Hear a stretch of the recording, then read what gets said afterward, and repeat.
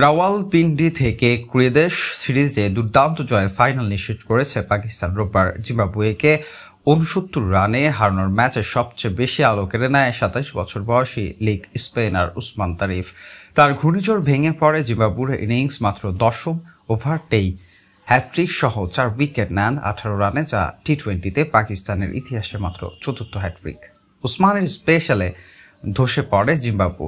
১৯৬ রানের লক্ষ্য তাড়ায়া জিম্বাবু শুরু থেকেই চাপে পড়ে নাসিম শাহ ও মোহাম্মদ ওয়াসিম জুনিয়র। দুই দিক থেকে ৬৮ বোলিংয়ে গতি দিলে উসমানের স্পিনে আসে মূল বিপর্যয়। ৬০ রান থেকে চোখের পলকে ৬০ উইকেট হারিয়ে জিম্বাবুকে আর ম্যাচ ফিরতে পারেনি।